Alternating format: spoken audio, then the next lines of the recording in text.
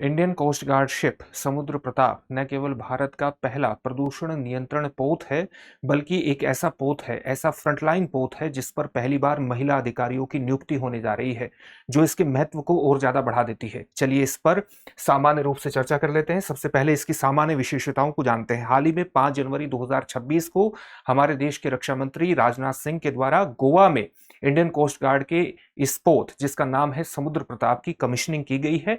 इसका निर्माण किया है गोवा शिपयार्ड लिमिटेड के द्वारा। इसके द्वारा इसका निर्माण किया गया है। ये स्वदेशी रूप से डिजाइन और निर्मित प्रदूषण नियंत्रण पोत है। किस प्रकार से प्रदूषण का नियंत्रण करेगा उसके बारे में हम जानेंगे। इंडियन कोस्ट गार्ड के बेड़े के सबसे बड़े जहाजों में ये शामिल है, उसका सबसे बड़ा जहाज है वस्तुतः। और भारत ने ये फैसला किया है कि उसे 2 प्रदूषण नियंत्रण पोत वस्तुतः बनाने हैं, जिसमें से ये पहला पोत है।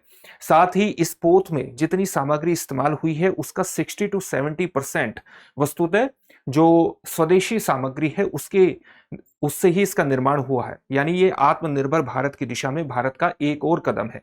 भारत में डिजाइन और निर्मित है, तो मेक इन इंडिया के अंतर्गत भी आप इसको देख सकते हैं कि मेक इन इंडिया प्रोग्राम की एक सफलता है और भारत का जो ग्रैंड मैरीटाइम विजन है उसको भी ये कहीं ना कहीं रिफ्लेक्ट करता है। तो ये इसकी कुछ महत्वपूर्ण विशेषताएं थी जो हमने जानी। इसके सबसे महत्वपूर्ण टेक्निकल पॉइंट्स को हम जानेंगे और ये देखेंगे कि किस प्रकार से प्रदूषण नियंत्रण का काम समुद्री क्षेत्र में करता है। लेकिन उससे पहले इस बात को ध्यान में रखिएगा कि दृष्टि संस्थान ने आपकी जीएस की तैयारी को पूरी तरह से करवाने के लिए हाल ही में एक महत्वपूर्ण कोर्स लॉन्च किया है, जिसका नाम है GS studio foundation live online course. ये मात्र 24,999 में आपकी जीएस की तैयारी को मात्र 14 महीने में ही पूरा करा देगा। इसकी सबसे खास बातों में ये शामिल है कि जब आप इसको करने के बाद जीएस फाउंडेशन ऑफलाइन बैच में एडमिशन लेंगे तो ये सारी फीस वहां पर एडजस्ट हो जाएगी। यानी आपको ये कोर्स एक तरह से फ्री में पढ़ने वाला है।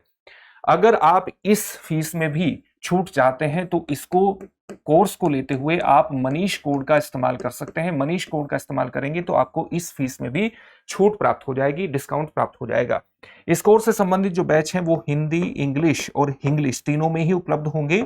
हिंदी माध्यम का जो बैच है वो 5 जनवरी से प्रारंभ हो रहा है, इंग्लिश का बैच 6 जनवरी से प्रारंभ हो रहा है और इंग्लिश का बैच 7 जनवरी से प्रारंभ हो रहा है। इंग्लिश के बैच में आपको हिंदी और इंग्लिश दोनों में चीजें समझाई जाएंगी, लेकिन जो नोट्स उपलब्ध होंगे वो केवल इंग्लिश में होंगे। 10 कलर्ड प्रिंटेड बुकलेट्स आपको प्राप्त होंगी जो जीएस के अलग अलग विषयों को कवर करेंगी। जो पढ़ाया जाएगा उसकी पीडीएफ फाइल भी आपको मिलेगी। यानी नोट्स बनाने में कोई दिक्कत नहीं होगी। अपने आप में संपूर्ण पैकेज है। तो डिस्क्रिप्शन में दिए गए लिंक पर जाइए, अपने एडमिशन को सुनिश्चित कीजिए। किसी भी प्रकार का डाउट हो तो 8750187501 पर कॉल कर लीजिएगा। अब इसकी कुछ महत्वपूर्ण विशेषताओं को देखते हैं। जब कोई जहाज पानी में उतरता है और तो वो जितने जल का विस्थापन करता है उससे ये पता चलता है कि वस्तुतः वो कितना भारी है। वो जहाज के वजन के रूप में जहाज के वजन को रिफ्लेक्ट करता है। तो ये इसके द्वारा हटाए गए जल की मात्रा कितनी होगी, विस्थापन कितना होगा, 4170 टन, जो इसको एक बहुत ही भारी भरकम जहाज के रूप में प्रस्तुत करता है। इसका मतलब क्या है कि अगर समुद्र ने ओबड़ खाबड़ स्थिति भी आई, यानी समुद्री तूफान भी आए, तब भी ये अपने आप को स्थिर बनाए रखने में सक्षम है। जो इसके उद्देश्य हैं उनको पूरा करने में सक्षम है। इस जहाज की लंबाई कितनी है, पोत की लंबाई कितनी है, 114.5 मीटर। गति कितनी होगी, 22 नोट्स से अधिक इसकी गति होगी। एक नोट्स जो है, जो नोट होता है वो आप ये मानिए कि एक समुद्री गति को मापने की एक इकाई होता है। इसकी परिचालन क्षमता क्या होगा, एक नोट्स लगभग बराबर होगा 1.852 किलोमीटर के, लगभग इतना बराबर होता है। परिचालन क्षमता कितनी है, 6000 नॉटिकल माइल्स की इसकी परिचालन क्षमता है। यानी एक बार ईंधन भरने के बाद ये समुद्री क्षेत्र में बहुत लंबे समय तक रह सकता है, समुद्री क्षेत्र की सुरक्षा कर सकता है। और अगर किसी भी तरह की आग की घटना घटती है या प्रदूषण की घटना घटती है, ऑयल टैंकर के पलटने से वहां पर तेल फैलने जैसी स्थिति, ऑयल स्पिल ओवर होता है, तो उसको भी ये हटाने में सक्षम होगा, क्योंकि बहुत देर तक ये समुद्र में रह सकता है। इसमें हथियारों का भी इस्तेमाल है, यानी एक तरह से ये कानून प्रवर्तन के अंतर्गत, अपनी सुरक्षा के अंतर्गत, और साथ ही कोई भी ऐसा जहाज उपस्थित है जो नुकसान पहुंचा सकता है तो उसके प्रति भी एक सुरक्षा ये प्रदान करता है। सुरक्षा के अंतर्गत इसके अंतर्गत 30 मिलीमीटर CRN-91 गन लगी हुई है, जो अपने आप में 30 मिलीमीटर अपने आप में एक बहुत बड़े गोले को प्रदर्शित करता है। साथ ही 2 × 12.7 मिलीमीटर की स्टेबलाइज्ड रिमोट कंट्रोल गन भी इसमें लगी है। जो कि सटीक निशाना बांध सकती है, समुद्र के उबड़ खाबड़ होने पर भी सटीक निशाना कर सकती है, क्योंकि ये रिमोट कंट्रोल से चलने वाली, स्क्रीन से चलने वाली महत्वपूर्ण गन है। तो ये सुरक्षा के लिहाज से भी विशेष रूप से महत्वपूर्ण हो जाता है। अगर हम इसकी प्रदूषण नियंत्रण प्रणाली को देखें तो इसके दोनों बाजू पर आप देखेंगे क्या लगे हुए हैं, स्वीपिंग आर्म्स लगे हुए हैं। स्वीपिंग आर्म्स क्या करते हैं, ये समुद्र की सतह पर फैले हुए तेल को समेटने का काम करते हैं, एक दिशा में समेटने का काम करते हैं। फ्लोटिंग बूम्स हैं। फ्लोटिंग बूम्स का मतलब तैरने वाली फाइबर की दीवारें।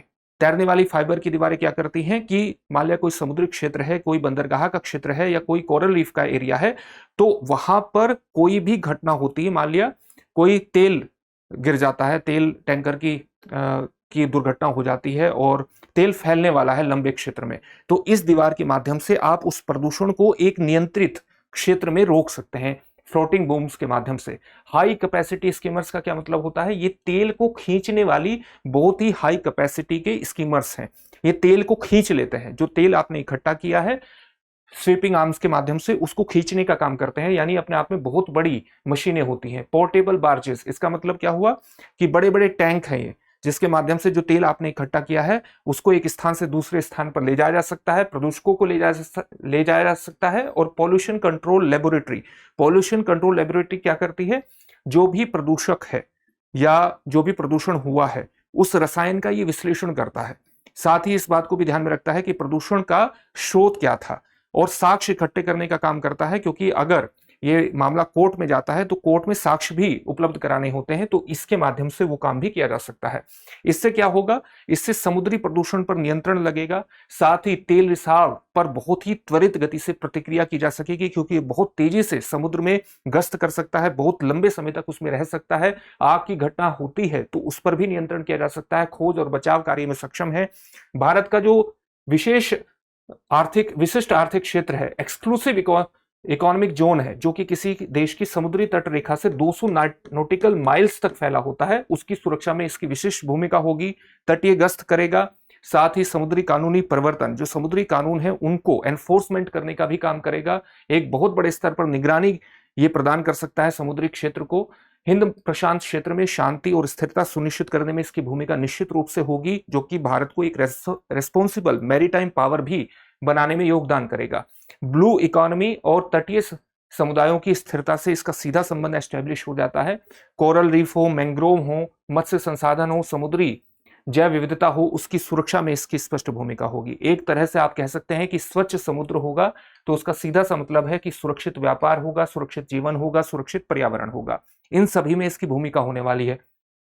अब इससे जुड़े हुए एक प्रश्न को देख लेते हैं। प्रश्न क्या है, प्रदूषण नियंत्रण जहाज समुद्र प्रताप का निर्माण किस शिपयार्ड ने किया है? आपके सामने ऑप्शंस हैं, Cochin shipyard, Mazagon dock, Goa shipyard limited या हिंदुस्तान शिपयार्ड। इस प्रश्न का उत्तर कमेंट बॉक्स में कमेंट करके जरूर दीजिए। फिर से एक नई सेशन में आपसे मुलाकात होगी।